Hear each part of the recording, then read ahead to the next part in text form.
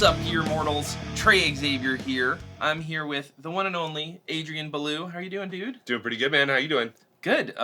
So today we're gonna try out the Seymour Duncan Dark Sun, which is a delay and reverb pedal. Pretty sick. I've played with it quite a bit. Just recorded with it recently. In order to do that, we're gonna have you do the thing that you do. Yeah, I usually like reverb and delay, and it sounded pretty cool. Why don't you jam something from one of your recent releases, and then I'm gonna dink around with this pedal while you play it. Yeah, I think I'm gonna play some stuff from my tune Stringslinger, maybe something from the bridge, a little bit further along the song. Cool. And yeah, we'll see how it goes. I might throw a little improv in there too. Why not? So let's hear what the guitar sounds like just by itself, going in direct, nothing on it.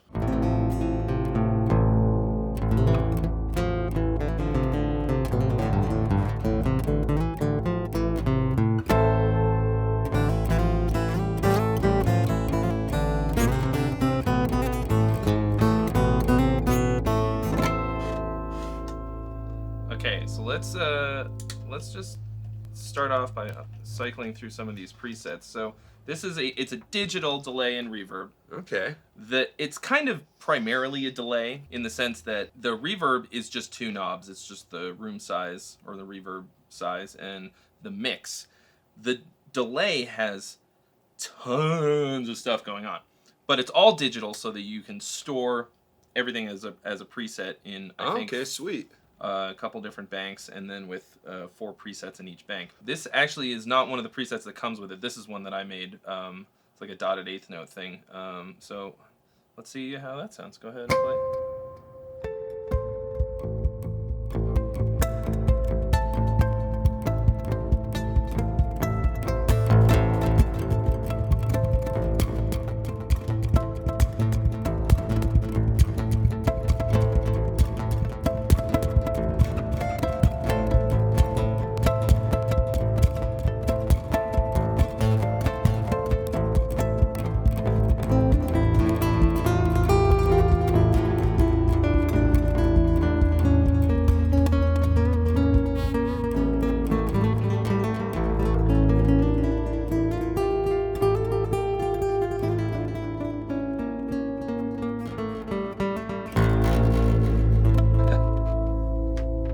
Okay, plays a little bit more. Keep going.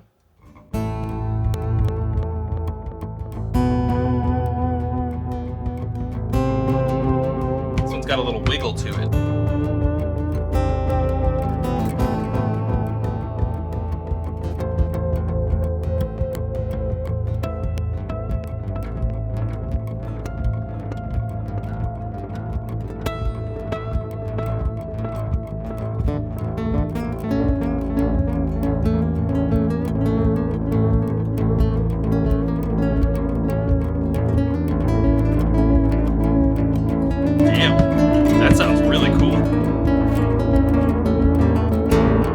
Let's go to the next bank. Keep playing.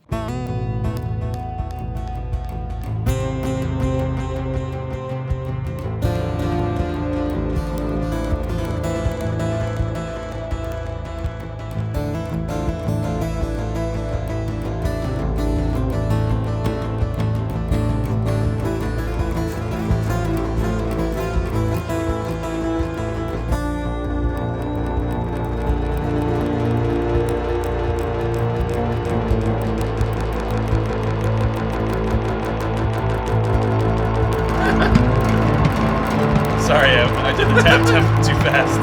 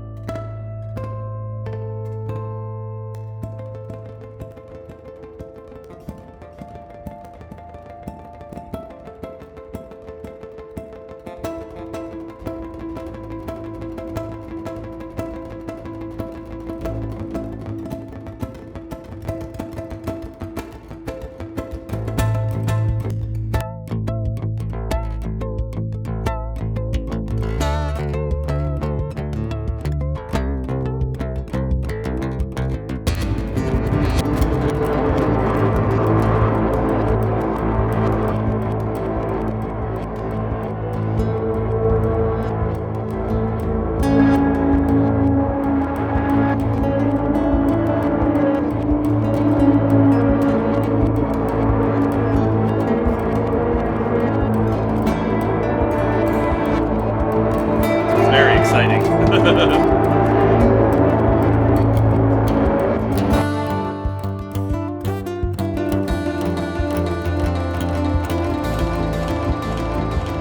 All right, it just makes everything sound enormous. That pedal's like out of the box sounding really good.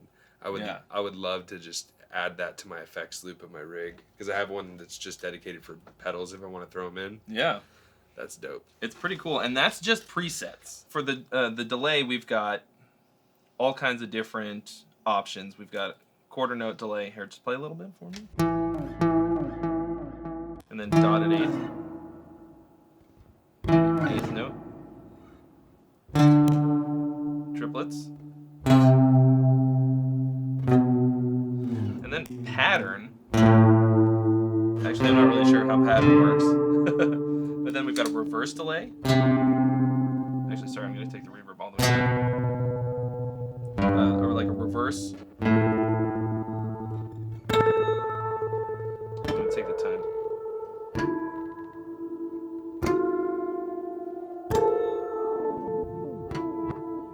There we go. So it takes the delayed notes and it reverses them, kind of. I'm not really sure how it does that. It exists outside of time, so it knows what you're gonna play before you do, and then it flips it around. It's almost like the reverb's in the delay too, or something. Well, like it doesn't seem to exist outside of the delay, you know, which is kind of. Well, right now the reverb's all the way down, so you're just hearing the multiple. It's just a really, really trippy delay. Well, because like a reverb is basically just like a big mushy delay, right? Yeah. Like a bunch of repeats. Mm-hmm. So it's kind of, I think it's kind of like that right now. We've got the feedback up kind of high, so it could be like less feedback, so it just comes back once.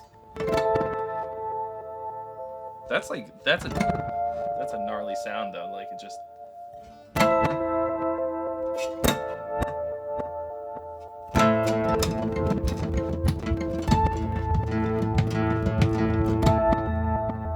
Cool. And then we've got a nice ping pong.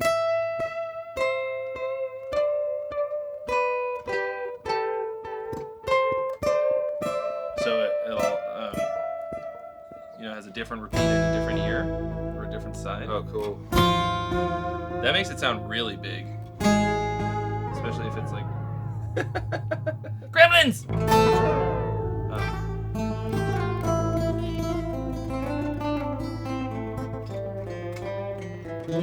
And then there's a reverse pong. A reverse pong. Ooh.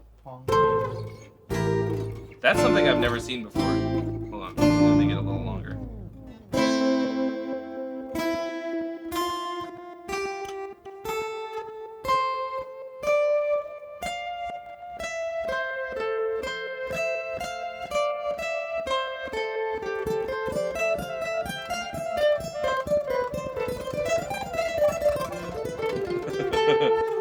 If we add in some reverb, so then it just adds a nice little halo around it, So then we've got like the delay gives us like distinct repeats, and then the reverb gives us just a halo of nice mushy like vibe. Ooh, I wonder what an EBO would sound like with this. Oh, probably like gold. You can almost just hear it. And then check this out. You can put the delay into the reverb, or you can put the reverb into the delay. Right now it's delay into reverb. So here's reverb into the delay. That's like it's less distinct, but it's more ambient.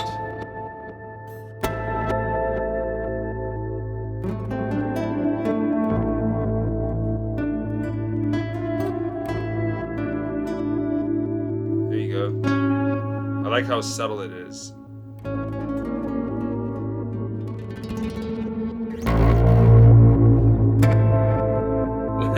Yeah, that's good. Great. Now, check this out. So we're running this in stereo right now, okay. Which means that we can use this other option here where it's one side the delay is coming out, and then the other side the reverb is coming out. So right now this is left side delay, right side, reverb, provided I didn't switch the cables around by accident, which may have happened, so you'll have to tell me if I got it right.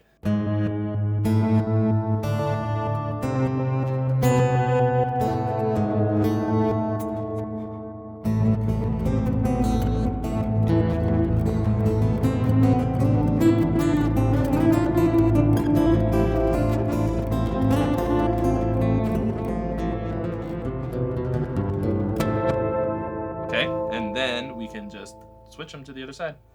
I can hear it. So, now, that's, I think, mainly if you want to run this in parallel, so that you can have them go to, like, different sources. I think that changes a lot when you're plugged in on stage, too. Like, with what I do, using all these plugins and patches, it changes a lot just doing the signal routing. So yeah, I've just been experimenting with how my chain is set up, and even that can take me hours of just dabbling before I even change a patch. Yeah. To me, it's like painting with a different type of medium. Like before you're painting with paint, now we're painting with pastels and with oils blood. or something where it's just a whole different thing. Because for me, I don't like, even though I'll write something, I'll come up with an idea acoustically, unplugged. Mm-hmm. I don't get inspired by that. I get inspired by plugging in at stage volume with effects, trying to actually feel the room, feel like I would live. And that changes a lot of how I play. And so I'll just sit there plugged in at max volume with stuff in a PA and my monitors, and I'll just cycle through different patches until I find, it changed the way I played just you plugging in that pedal. So yeah, part of this style is being able to become fluent with having your band on your guitar, right? So there's a lot of ways to do that, but drums are probably the most fun way of jumping into it.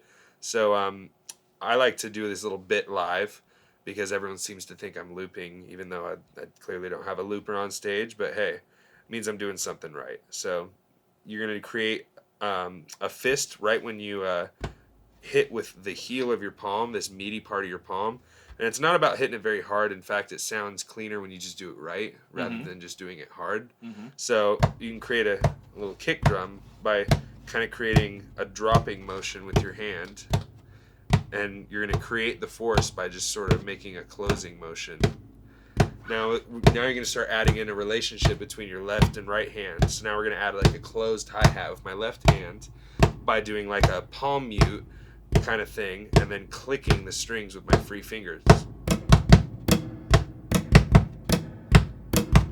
Now we're going to add a snare with my right hand.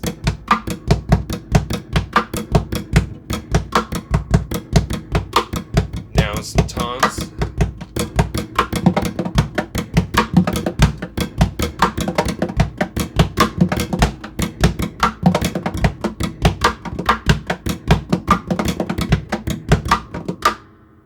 Got high toms, mid toms, and low toms. Ah, damn. Then you can add bass.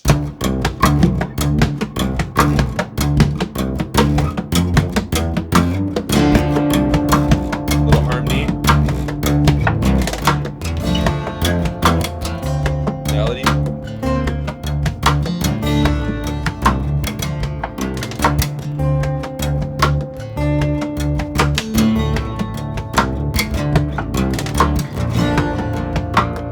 Harmonic.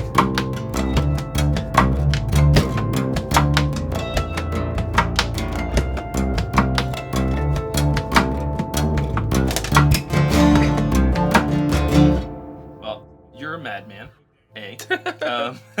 I want to learn how to do just a smidgen of that. So, Okay, can you show me one of your songs? Yeah, no, I think I know exactly what we're going to do. I'll show you like little bits and pieces of the intro to my song Stringslinger. So. All right, let's do it. Transition, woo! All right. So that was really fun. I would like you to show me some of this crazy, batshit shit that you do on your guitar. I don't think that I'm going to be able to do it, but I want you to show me just a little bit of something. Yeah, I'll show you the intro riff to one of my songs that people have been digging lately.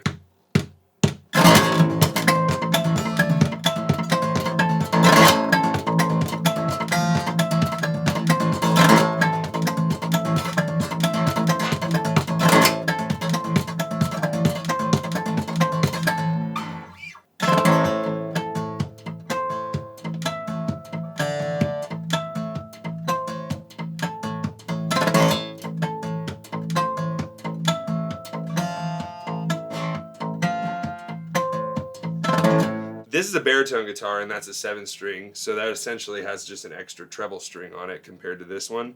So if we're going from low to high, we got A, E, A, D, F, A. Okay, so A, E, A, D, F, A, and then I also have Another D. Another D. Got it. So essentially it's like drop A with this minor thing going on in the treble side. Basically, it's based on you being able to have kind of a heel-toe kind of an anchoring thing, almost like a claw hammer banjo kind of technique. Now, you can try it with this thumb pick. You don't have to like it. You don't have to keep trying it. But you're going to give it a shot. I'm going to give it a shot. Usually I like to get a little bit further up the thumb to kind of make it pretty grippy, you know what I'm saying? All right. So I anchor my wrist on the top, on this upper bout, right above the strings on the bass side. Okay. And then you're going to sort of rake down with your index finger while holding down the harmonic node. What you're doing with your left hand is you're going to fret on the 5th string, 5th fret, and then you're going to sort of gently rest your pinky or your ring finger, depending on what's more comfortable with your hand's anatomy. I do pinky because I've got these monster hands. But you're going to rest it on the harmonic of the 7th fret for strings 1 through 4.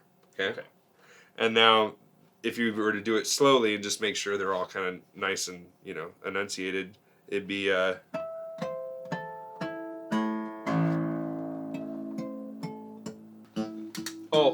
I was muting it. Yeah, it's kind of a weird angle that you get used to because. So you're doing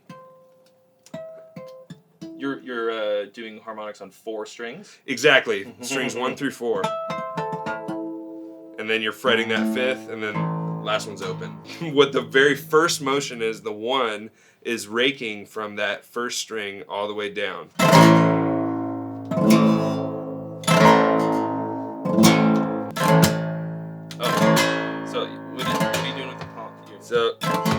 So that is the heel of the heel-toe kind of thing that I was telling you about. And I say heel-toe because there's a lot of this going on where you use this motion to also catch the strings. So that's why I'm able to go...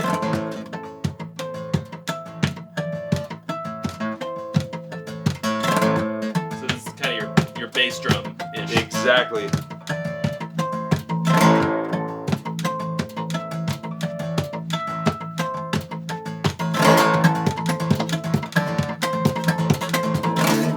Are you doing the rake with your pick or with the finger? I do it with the finger usually, but obviously you don't have nails, so you might, you know, consider cheating. That's the other thing is these play a huge role in the tone. Mine look terrible right now because, well, I don't want to like risk getting them all done at some random place in the country. Yeah. So I'm just sort of waiting until I get back home. But usually they last a couple months and they're stronger than, you know, the steel strings. Otherwise your regular nails cheese grate right off. So the first motion that you're going to do is you're going to bring that rake down and then you're going to sort of plant your hand into hitting that bass note. So you sort of get used to this motion. Just that first motion. Yeah, just that alone can take some time to get down. Makes for a really strong impact. Kind of, sort of? Yep. And the fact that you hear the thud is like the really important thing. The thud is it's key. So the first motion is the rake, and then it goes into the thud with that, and then you're gonna when you actually go down, you're gonna let that thumb pick catch that lower string.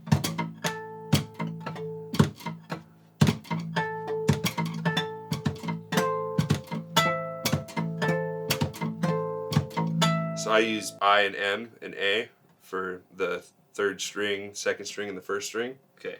And this is P? That's P. It's been a long time since I did any classical. Yeah, I mean, I honestly just say 1, 2, 3, 4, okay. But it starts to get confusing saying lots of 1s and 2s and 3s. You're actually doing it way faster than a lot of people do. Yep, that's the motion, is that claw hammer kind of like thing. And there's almost a little bit of bend, but not much, to your wrist to sort of give it a more circular thing. You've got it kind of cocked out a little bit, and I'm yeah, too fat.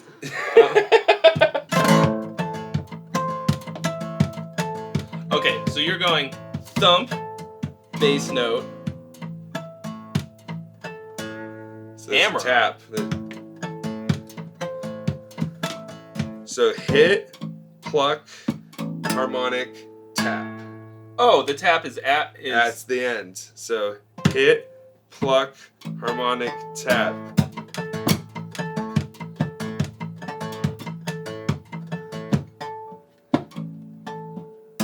I need to do it way slower. This reminds me of like some Yngwie lesson where he's like, all right, now play it slower, and it's like 10%, 10% slower, and you're like, thanks, Yngwie. That's the bit, essentially the 1, 2, 3, 4 of it is you're gonna hit, pluck, harmonic, tap. Let's see if I can get down just the most basic portion of this. Okay, so hit, pluck, harmonic, better tap. yet, I'm gonna do the first two things right.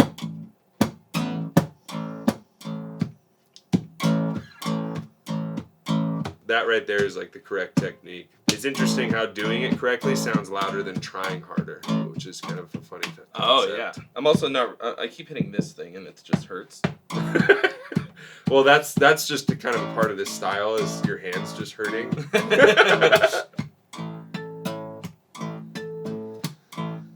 Yes. That's the 1, 2, 3, 4 of it. It seems like the motion for at least this part stays the same with the right hand. You're just putting in different notes. Exactly. It even stays similar once it progresses to the next lines too. But essentially, yeah, the right hand's just sort of doing this backbeat repetition and then just catching different harmonics to create a melody as it goes along. Yes. Like I'm hearing it all come together.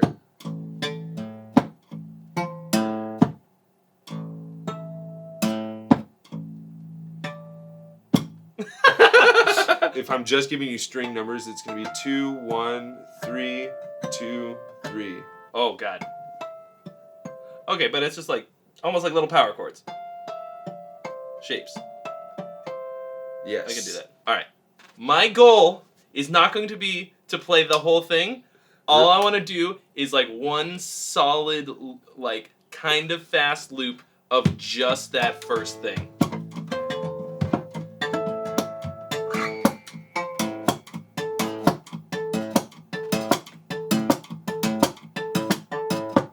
Yeah, because I know that if I can do that, I can do the rest of it. Once I can separate out the part of my brain that's doing this part, yeah, then I can go, oh, now I can change the melody notes. There's actually a kind of a way that I trained myself to learn this stuff, and that was putting on world beat albums of just different drums and percussion, and I would try to play along, but with this hand behind my back, and I would just sort of try to keep up with percussion, either doing like a kick here or a kick here, snare here or a snare here. Toms I would do, you know. Yeah. That kind of stuff. And then I'd spin the record again and I'd try to just tap along with it with this hand. Then I'd spin the record again and try to bring them both together. So definitely separating them makes it a lot easier. I gotta not mute it. Getting a more of a heel like this, where it's almost you almost see this motion happening, I think that kind of sets you up for the correct hand Instead position. of like, it's like as soon as you do one part of it right, then you can't pluck the harmonics, and then as soon as you get the harmonics focused in, you're like, how the fuck did I do that hit? Honestly, I'm pretty surprised I was able to get any of it. You're doing pretty good, actually. Considering that I play very little fingerstyle guitar of any kind. I did play like a little bit of fingerstyle guitar starting out, and it's fun, but I don't think I've ever done this. Yeah, that's a whole new motion, and a lot of that just comes from doing that same stupid hit until you know that you're going to do it the right way every time. All right, dude. Well, this was fun. I'm going to have to spend just probably 10 or 20 more years practicing it to get it right. But you guys at home, hopefully you got an idea of how this all works and how you can put it together, because you've got more time than I do at this exact moment sitting in front of the camera, and you can work this out. And you'll be playing corporate gigs and signing to Candy Rat Records like that. So why don't you tell us a little bit about what you've got going on? Albums, releases, tours, website. I released a new album this year on Candy Rat Records, and it's called the Adrian Bellue Project. And we called it Project because it's a double disc, so it actually has 8 solo guitar compositions on the first disc, Mm-hmm. and then the same 8 solo guitar compositions done with a band on the second disc. Wow. So you kind of get to experience both worlds a little bit. And then I did a Europe tour earlier this year. I'm on tour right now with the Reign of Kindo all across North America. And then a wonderful singer named Sirentip, and then the opening act is named Rocco of the Snow. My next tours will be doing Europe again in October. I think it's September already. Right after I teach a guitar camp. I'm teaching a guitar collective festival that will have teachers from both my label with Candy Rat Records and then my previous label with Fret Monkey Records, which is kind of a collective of different guys that do this kind of stuff, and girls. And we're going to be doing that for a week in Arkansas, and then I'll do some more videos for the labels that'll come out the next year. And then I'm already kind of on a schedule to start dropping another release early next year. So Cool. I'm just going to keep kind of pumping out a lot more of this heavy influence, almost acoustic metal kind of stuff. Where can everyone keep up with you with all this stuff? Where are the best spots to find you? AdrianBellue.com. It's like AdrianBellue. I get confused for the other Adrian Bellue quite often. Yep. But once you spell and you notice that I'm not in my 60s, it usually clicks. So yeah, you can follow me on AdrianBellue.com, all my social media, and then Candy Rat Records is kind of where my full-length videos live. So I'll have releases on there throughout the next couple of years, I'm sure. So. Great, man. Well, hey, thanks for stopping by. Thank you. And this was really fun. Be sure to check out Adrian on all those outlets that we just talked about. If you haven't already, mash that subscribe button, smack the bell for notifications, and drop us a like for more reviews and original content. And we'll see you real soon.